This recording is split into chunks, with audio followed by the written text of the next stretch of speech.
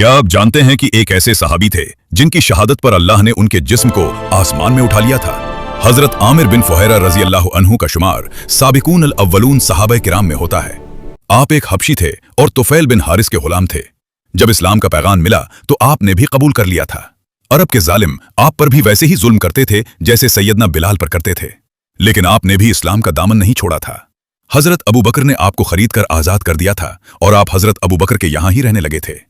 हिजरत के मौके पर जब रसूल पाक गारे सौर में हजरत अबू बकर रजी अल्लाह अन्हु के साथ छुपे थे तो 3 दिन तक हजरत अस्मा और हजरत अब्दुल्ला इब्न अबू बकर खाना और मक्का वालों की खबर लेकर वहां जाते रहे। हजरत आमिर बिन फुहैरा उसी रास्ते पर बकरियां चराने ले जाते थे ताकि उनके पैरों के निशान मिट जाएं और किसी को शक न हो। आप रसूलुल्लाह और हजरत अबू बकर के साथ हिजरत करके मदीने में आए और जंगे बद्र और उहद में रसूलुल्लाह सल्लल्लाहु अलैहि वसल्लम के साथ रहे।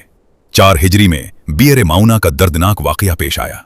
हजरत आमिर बिन फुहैरा उन 70 सहाबा में शामिल थे जिन्हें नजदियों ने कुरान सिखाने के लिए बुलाया और धोखे से बुलाकर बियर माउना पर शहीद कर दिया था।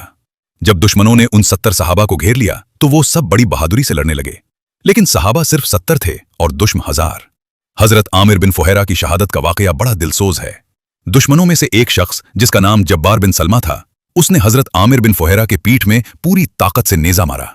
नेजा लगते ही आपके चेहरे पर एक अजीब सी मुस्कान आई और आपने जोर से नारा लगाया, रब्बे काबा की कसम, मैं कामयाब हो गया। तबकाते साद में आता है कि जब्बार ने आपको नेजा मारा और आप गिर गए, लेकिन जब आप शहीद हुए तो आपका जिस्म हवा में उठा और उठता हुआ आसमान में चला गया। बाद में जब्बार बिन सलमा इस वाकये से इतना मरूब हुए कि उन्होंने इस्लाम कबूल कर लिया। तारीख में आता है कि आपकी लाश को फरिश्तों ने आसमान में उठा लिया था और आप जिस्म समेत जन्नत में चले गए थे, क्योंकि बाद में जब शहीदों की लाशों को गिना गया तो आपका जिस्म उनमें मौजूद नहीं था। अल्लाह ने एक गुलाम को रसूलुल्लाह की मोहब्बत के एवज इतना बड़ा मर्तबा दिया जो दुनिया में बड़े बड़े शहंशाहों को भी नसीब नहीं हुआ।